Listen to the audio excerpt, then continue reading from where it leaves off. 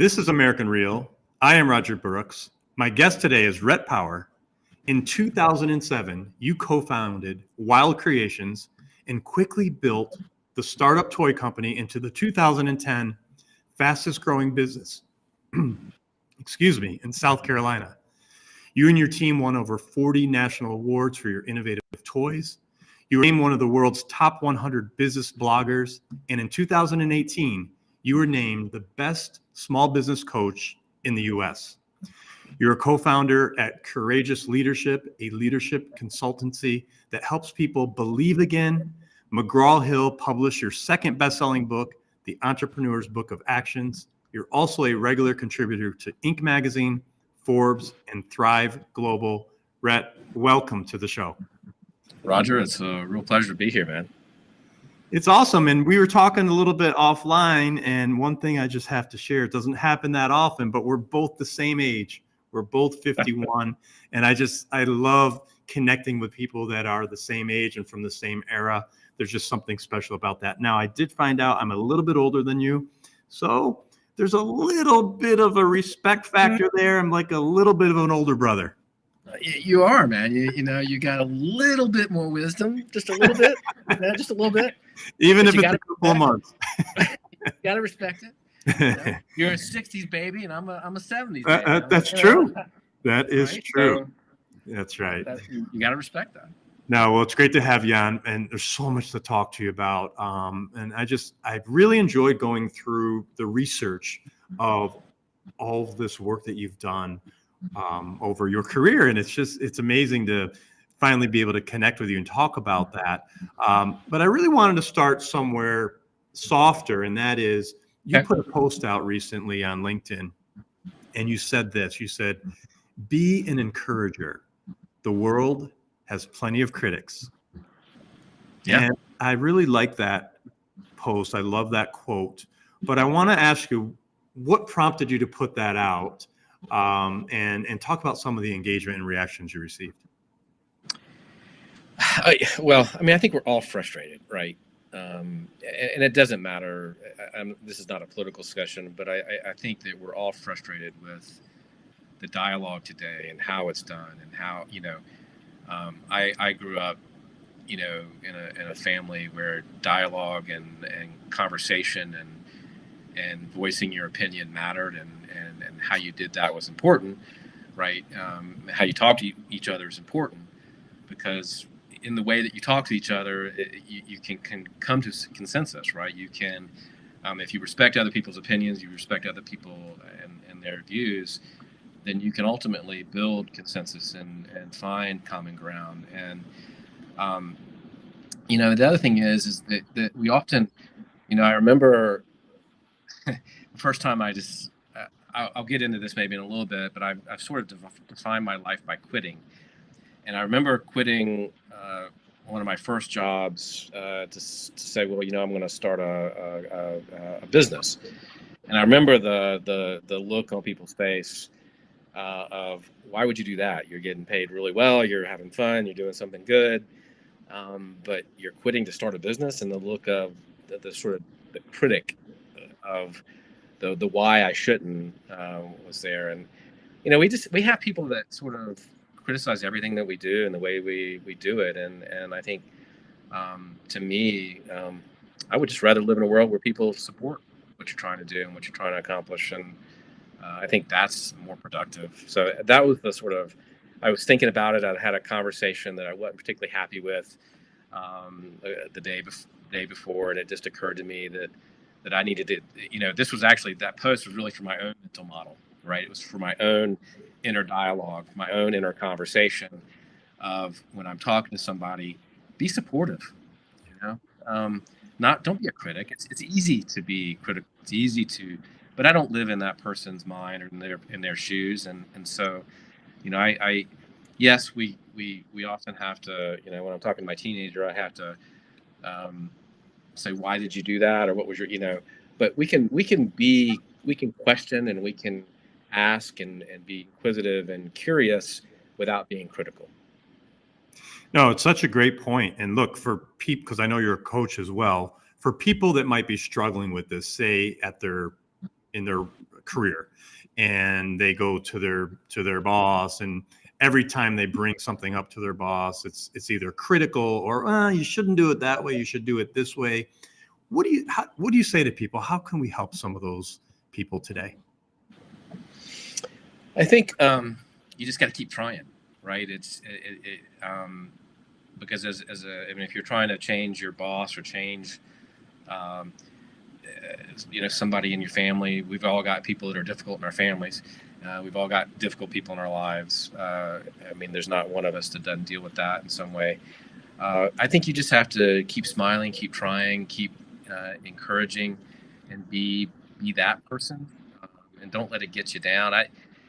Peter Bregman just wrote a really good book about how to change people, and it's on my reading list. So let's get back together in a couple of weeks and see if there's some hints and tools in that help you change somebody. I've always been of the thought that it's really hard to change people, but maybe Peter's broken the code on that, and I'm looking forward to reading that book. So that's a great question, but I think for me, I know that I just try to keep being me and keep being positive, keep being encouraging, and not let that negativity or that sort of constant, well, you should do it that way, change who I am and how I look at it. And because that's a person you can still have to deal with. And so keep trying to be you. And I think, hopefully one day you get a breakthrough. I'm so glad you said that, because at the end of the day, everyone has opinions, right? So you could bring an idea to a room, say there's 10 people in the room, all 10 people may have a different opinion. So the fact that you said, be more me, that to me, that's where it's at. That's where the magic happens, is to have the confidence in yourself to go with your gut instinct. And it sounds like that's exactly what you do. So I found that post fascinating, and wanted to get your take on that. Now, on your website, you're listed as a fear fighter, which again, that's something I really connect with. But for people that want a little bit more explanation on that, what do you mean by that? What is your definition of a fear fighter? Well, look, we all, I think, I'd say a couple things. Fear breeds fear, right? And courage breeds courage. Fear often is one of those things. When we've all worked in organizations, right, where fears were drove the decisions, and fear always came up, and what that leads to ultimately is paralysis, right, in some way, shape, or form. Whether it's decision making, whether it's action, whether it's the way that the organizations run, whether the product gets out on time. So there are all kinds of ways that fear sort of breed this paralysis in an organization and in our daily lives. So what we do at Courageous is really help people understand what those fears are, understand what's driving those fears, come up with a plan to number one, so there are three ways to sort of fix that, right? Number one, when you have when you have the right knowledge, and you have knowledge around a problem or an issue, then you can come up with a plan to sort of address it. That takes some of that fear away. When you have knowledge, you don't have as much fear. When you have faith. So the other thing that we do at Courageous is we help organizations and people get that faith back. And what I mean by faith is not necessarily faith in the religious sense, but it's faith in they've got the knowledge, they've got the skills, they've got the people to fix the problem or solve the issue. But they need that faith, the belief that they can, the believership in the leadership, believership in themselves. So we help them gain that back. And so all of a sudden you've got knowledge, you've got the faith to make a decision and to take action. And that last piece is that action that we help people come up with the action plan around their problems, around their fears. All of a sudden, with knowledge, faith, and action, you have the ability to sort of take the fear away. And all of a sudden, you can make a clear, smart, forward-looking decision and take action on it, and get rid of that paralysis, which is what's holding back. And look, I mean, we're in the middle of a business apocalypse. Let's just put it out there, right? You've got just so much going on. You've got businesses disappearing at a rate that is staggering. If you look at the Fortune 500 and what's happening there, it used to be on the Fortune 500 for 75 years. Now the average lifespan of a company on the Fortune 500 list is 11 years or something. So we're getting big companies are getting disrupted all over the place, right? You have time, but you don't have enough time. I mean, there is just, with the rapid pace of change and the way things are moving, we go from financial crisis to pandemic. Our time is just being sunk into these things that are disrupting our daily sort of work. To borrow a Marshall Goldsmith thing, what got you here won't keep you here. That is such a truism to me. You can't look at what you've done to get you where you are. You really have to be forward thinking. You can't look at the past.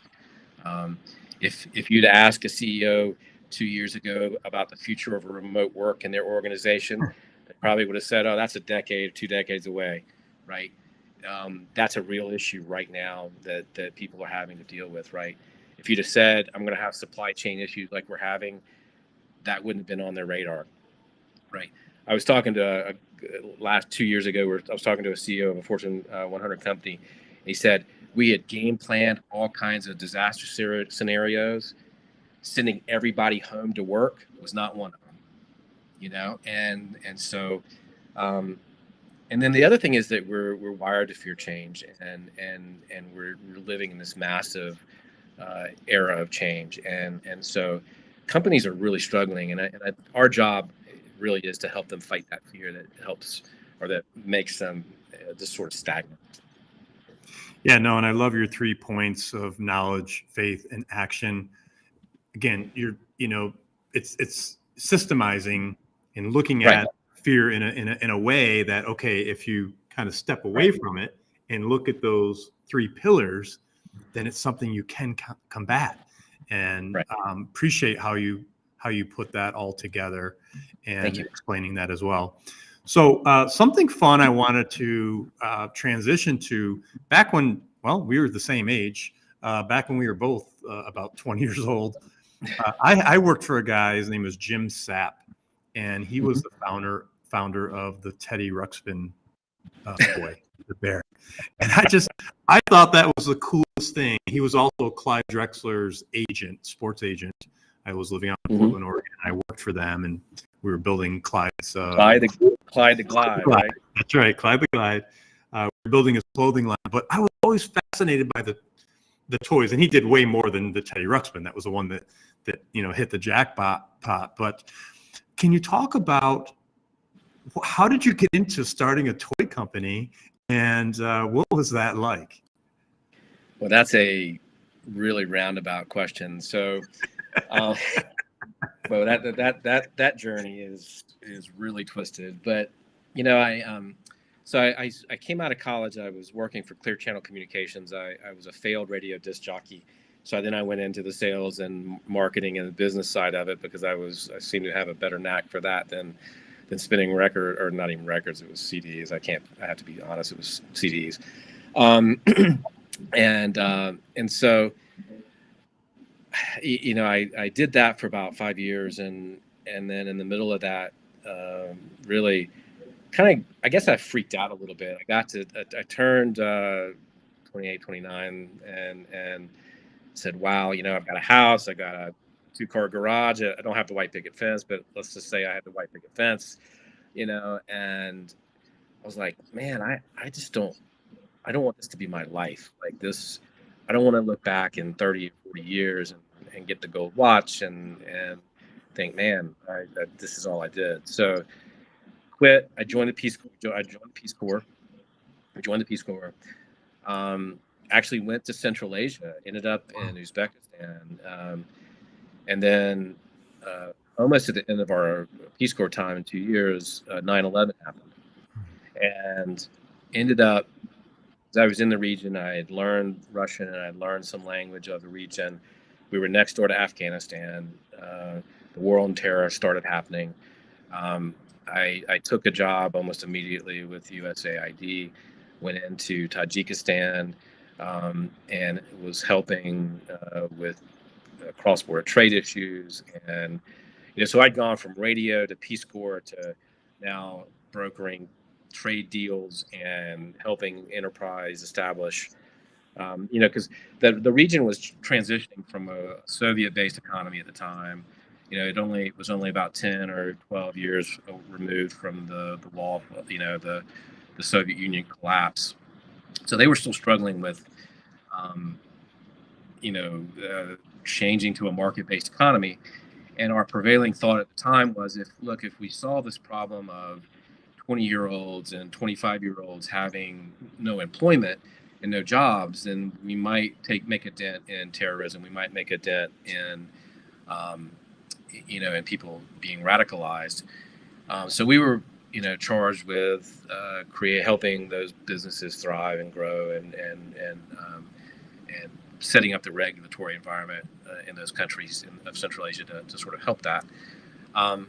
And did that for about 7 years, and it was 6 years, and that was really fulfilling. I enjoyed it. I got paid to live and travel, and actually do good work.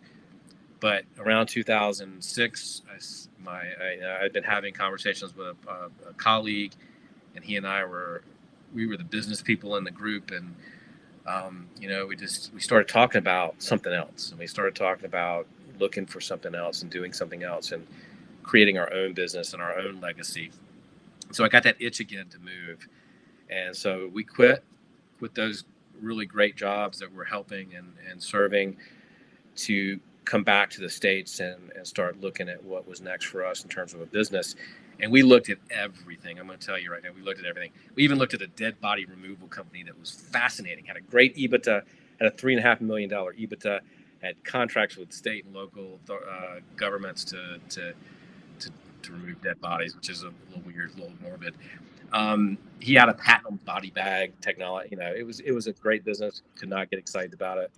We found this little one product toy company in Myrtle Beach. Older guy, didn't go to trade show. He just went to like pet shows every weekend, consumer product shows every weekend, and sold his little one product aquarium thing. And we fell in love with it. We bought the company, we bought the thing, and we ended up. It took us a few years to get the right model, but we knew it was a toy business product. We knew it should be in toy stores. We'd gone to some of these shows with him, and we saw how deep every week, 6 or 7 kids deep at his booth. And so we bought that company. We scaled it. We learned how to scale it. We learned how to do it. We learned how to manufacture the product.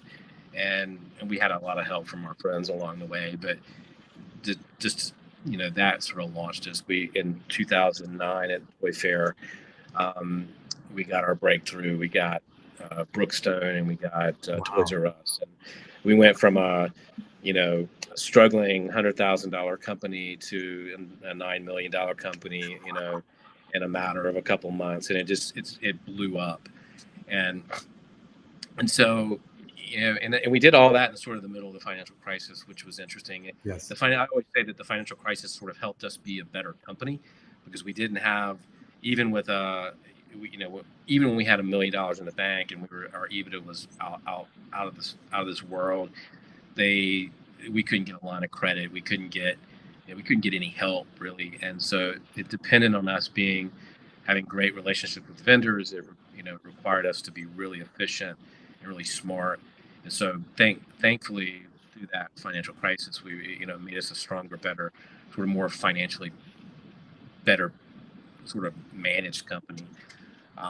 So that's how we got into toys, and we reinvested everything. We got operations in China. We started getting ideas and bringing on people to help us design,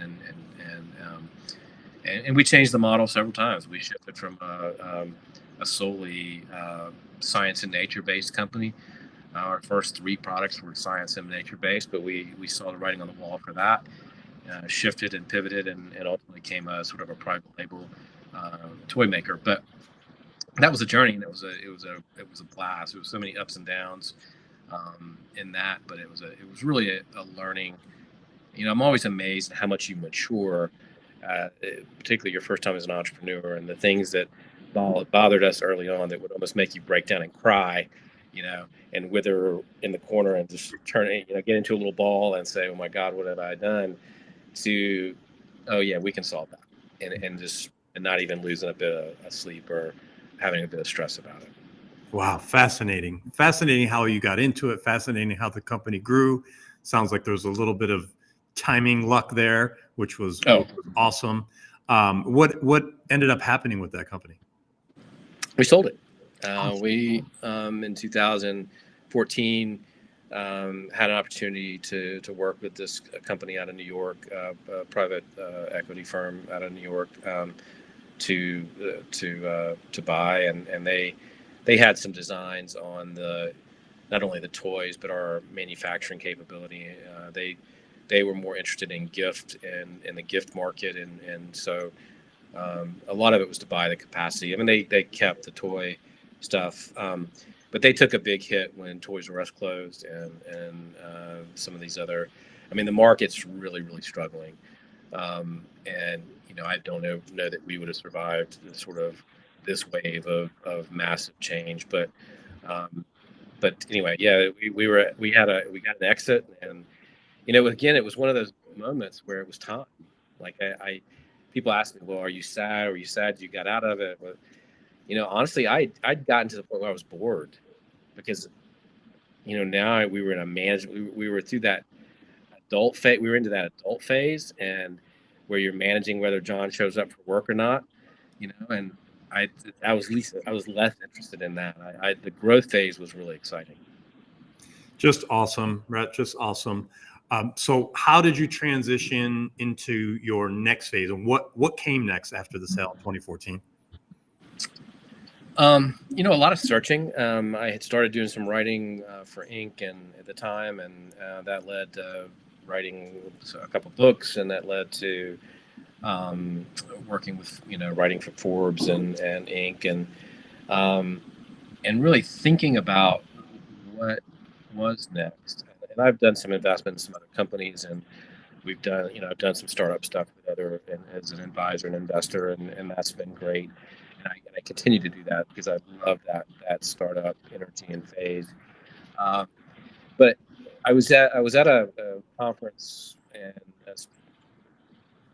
with Mark Thompson, who's a longtime coach, and started looking at coaching because I had good advisors, and that I kept getting drawn back to that, and I had been a teacher in Peace Corps at a college, and I thought a lot about that, and that I liked the helping people and helping them open up their thinking to other possibilities, and so coaching, that's what happened, and then at first it was more broad. It was, well, let me kind of wear a couple hats. I can be a consultant because I can come in and I can help people with a product, or I can help people with a marketing challenge or a structural problem in the company. And it was less about the coaching. I wasn't sure what that was going to look like, but as I grew and matured and learned what I really where my value was, it's gotten a lot more narrow into that coaching side, which is the leader, and that's what we do at Courageous is that really helping people break through the barriers that are holding them back, and that's where the focus is now, and it's really with high performing companies and companies that are already doing really good work, but can find that other gear. We all have another gear, right? We all have a next level where we can operate, and we don't operate in that gear very often. But we need to be operating in that gear, particularly with the environment that we're all working in now. We have to be operating in that other gear a lot more. Yes, no, I totally agree with that. And again, we're broadcasting on LinkedIn, where there's a lot of business people that are in need of coaching help. Who is your ideal client? Who are the types of people that you're able to help? I love people who are athletes who are coming out of a professional athletic situation or something, or been athletes in college, people who understand the value of coaching and understand that how much coaching can really help you find that other gear, find that other level. People who've been successful, maybe as a CEO or a C-suite person is coming out, a founder who is trying to create something and is maybe struggling with a few minor things, but they have a goal, they have a vision, they know what they want. I can just give them that little bit more to help them get there. So that's my ideal client. I don't put a title on it as much as I put on, somebody that's high achieving, that is got a lot of it in place and is doing really well already, but wants to get to that next level. That's the ideal client. Obviously, it's taken a while to get there professionally. I've had to sort of learn and study and learn and be guided by other coaches, and I've had to coach people who are not at that place, and that's okay. But I know that being a former athlete, being and actually founding companies and working at a high level and needing to work at a high level, that's the exciting work for me. So you've mentioned athletics now a couple of times. What was your sport? I was a wrestler. So no kidding. Yes. Wow. Now that's not a sport. Not the professional type. Right. Not the WWE. WWE. Yeah.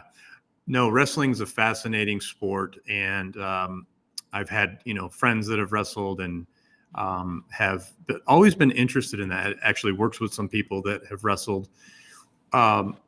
What is it about wrestling in particular that, because I know many wrestlers are high achievers, there seems to be some connection to that. What did you find in your wrestling, training and the coaches that you had? What is it about that? Is there something there that's a little bit different than other sports? I'm just interested and intrigued.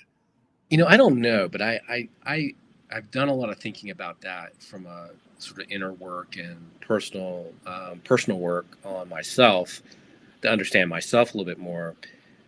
What I realized about wrestling, and I still do, is for what it did for me was, and I've sort of continued this throughout my whole life. It's an individual sport, but you've got that team that you have to support and you can't let down, right? Your individual performance is important to the collective. It's important to you for your own ranking and your own record and all that, but it also has bearing on the rest of the teams. I kind of equate it to the way I talk a lot about accountability, and I'm launching an accountability program in a couple of weeks. And I have to trick for example, I have to hire a personal trainer right now, right? The reason I do it is I have to have skin in the game. I have to have, by paying for that, I will show up, and I'll show up as my best self, ready to work. And because I don't want to disappoint myself, and I don't want to disappoint the trainer, right? And it obligates me to mentally to do it all, because I'm not self-disciplined enough to go out there and work on my own and do my own thing and to do all the workouts and all that stuff that I need to do. So I have to trick myself to do all that. Wrestling was sort of the same way, right? It's there was a team aspect of it. You got to show up to team practice. You got to wrestle every week to get your spot. Wrestling really helped me understand myself and how I have to operate in my own daily life. And that was the beauty of every business I've been in too. Like, I don't think I could do business by myself. Every business I've been in has had a partner, and to me, it's a great way to have that pressure to perform, that pressure not to let anybody down, that pressure to show up as my best self, and to work just as hard, right? And to work just as hard as that person's working. And so, I don't know, wrestling taught me a lot about myself. and maybe that's why I gravitated toward that sport, because I didn't know that at 12 when I started, but it it really helped me in that way. It's so interesting. And when I was doing my research, it's funny because I noticed that you co-founded a couple of different companies. So I'm like, this is a guy who likes to work with others. I've Yeah. co-founded as well. So I connected with that. And it's just interesting to hear you talk about that. You had another recent post and you talked about your writing a little bit here. But if you don't mind, I'd like to read this because I thought it was very interesting. You said, one of the best benefits of being a Forbes contributor and publishing book reviews is I get a lot of books, but unfortunately, it creates several problems in my life. Shelf space or lack thereof, carving out time to read everything I want. With the plethora of good books out there, what books do I review? Which author's work will help people the most? These issues cause stress and sleepless nights, I promise. And then you go on to talk a lot about a little bit more, but I really found this post interesting because here you are doing your coaching and involved with these different businesses, but you're spending time reading the books of others, and then you provide these reviews. So I guess from a personal interest, I'm a writer myself. I help people write their first book. So I'm very fascinated by people on the other side like you that are reviewing books.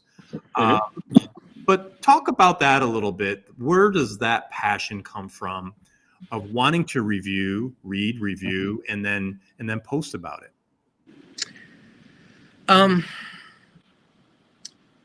I guess it just feels like it's what I'm supposed to be doing. I don't know if that makes any sense. Oh, yes. That's a really fascinating question. I've never really thought much about. I've just kind of liked the idea of sharing what I'm doing, what I'm reading, and what might help me, because I know that there are people out there that like me are struggling with the question, well, what's next? What do I read? What's going to help me? What's going to be the most valuable use of my time as we're questioning time, right? As we're all just uber busy, and some of that's self-inflicted, some of that's just real. So to me, it was about helping people sort of consolidate down into some books that may really have impact on their lives and be helpful to them. And that was really the motivation. Yeah. There's nothing really deeper than that. It's I think it's kind of fun. And the free books aren't bad. That's for sure. And I do really like at the end of the post how you list the 5 books, that you recommend. And again, good way to help those authors, and good to help the people that are looking at your post and say, oh, okay, maybe these are some books that I could read that might be able to help me. But it also sounds like we have one other thing in common, and that is, and you mentioned this earlier, we are constantly learning and growing. And I think that's important for people to be open to, that no one knows it all. And as much as we know about one subject, there's a million other subjects that we don't know about. So how does this constant learning help us to grow in our own area? We could sometimes learn by studying or reading books that have nothing to do with our actual work. Would you agree? Hands down. I mean, anytime we can learn something different. I mean, some of these books aren't necessarily related to my business, but if I can read something that helps me have a better conversation, if I read something that helps me maybe think about a problem in a different way, it's helpful. And I don't know. I kind of just feel like in order to, we're not in school anymore, right? And the best way for us to learn and is to have meaningful conversations, surround ourselves with smart people who are doing things really well, whether it's in our industry or not. Surround ourselves with good leaders and people who we admire and want to emulate. And then the other part of that is to read and consume, and it doesn't mean we agree with it. I don't agree with everything I read, but at the same time, it gives me perspective and it makes me at least think. Think, feel, and do. I think if a book can make me think, feel, and do something different, then that's a win. Yeah. No, you nailed it. To me, it's all about perspective and looking at things from different perspectives. Okay, so a couple more questions here before I let you go, Rhett. All right.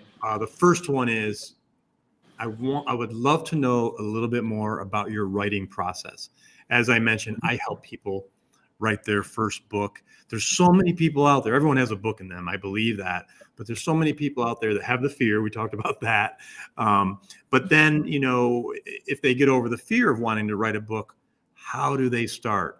So if you wouldn't mind, if you could share some of your tips on, because you've written several books now, just give us an idea of how do you start? Do you sit down with a pad of paper? Do you sit down on a computer to start flushing out ideas? How do you start writing your books? Oh, they're painful, Roger. They're painful. They're painful, man. I tell you what, this is the way I'm going to do it from now on. So I wrote the first one with my business partner after we did Wild Creations. And then the second one I did by myself. And that was just, to be honest with you, it was god awful. What I'm doing now with this next book, I went back to writing it with, I guess, back to my partner philosophy. I went to have some I wanted to have co-authors on it. And the book that we just finished, again, I have two other co-authors on it. And that's the way I'm going to do it from now on, because they push you. You set deadlines. You have to me, that was so much better than trying to do that book on my own. And maybe it's because I'm not disciplined enough or whatever it is, but that book took like 4 years to write, 3 years to write. This one we got through really fast because we were pushing each other. In terms of the writing, I do have to every day set time aside. So I've given myself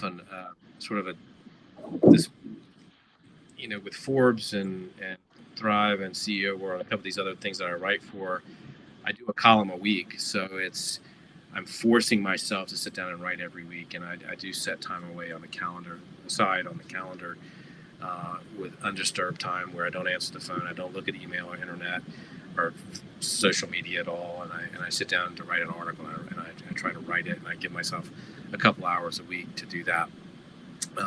There's some weeks where I have 2 or 3 things due. I'll set aside more time, and I just have to do it that way to get in the right space and give myself the room and the thought to do it. So it is a matter of setting aside a time to do it for me. And I think with my worst case of ADHD in the world, I have to set aside time to do it and get off all of the distractions, get the distractions out of my way to do it. Because if Facebook or Instagram or LinkedIn is sitting in front of me, I'll go down some rabbit hole. So I do have to cut all that stuff off and write. Yeah. No, that's great, and I totally could relate to that. But I do want to make you feel. I need your book. I need your book process, is what I need. I do want to make you feel good about something. 3 years, it's long, but it's not that long. I've been working on a novel going on 10 years. Next year it'll be 10 years. Wow. So it's coming to completion. It was one of those books that, I did a little here and there, but spent a lot of hours over this last decade. So 3 years is nothing. Well, that makes me feel better. Yes. Well, thank you, Roger. Absolutely. Look, this has been just a great conversation. You've shed a lot of insights on your past, and if I look and connect the dots backwards to your career, now it makes a little bit more sense of all these different areas of focus that you've had along your journey, and it's really great to get to know you better today. One last question before I let you go. I try to ask every guest this. And that is, you still have a lot of life to live, like me, because we're the same age. At the end of the day, what do you want your legacy to be? I've actually had some friends pass away recently, and a cousin that passed away last year, and that were my age, and I've thought a lot about that question. I want my legacy to be one of that you followed your dreams, you followed your heart, you followed your gut, and you tried, you failed some, you succeeded, maybe hopefully more than you failed, but that you were willing to try and do, and that I was a person that was connected, that I was present, that I that I loved hard and freely. To me, it's not about the business success or any of that other stuff. I just I want people to say that was a life well lived. I think if people can say that about me, then great. I'd love to leave, a business behind, or, something like that. I thought about that when I was in the toy business. It would be great to leave this as a legacy company. But that's less important now. More about the feeling that people have about you. I want my kids, my boys, to remember me as that, and that what I gave them was the sense of adventure, a sense that they can do anything that they put their minds to, and to live life fully, and be engaged in love. And I think if they get that from me, then that was success and a pretty good legacy. So that's what I want. That's probably a tall order, but that's what I'm striving for. Awesome. Just awesome. Rhett Power, you are a class act and a powerhouse, if I may add.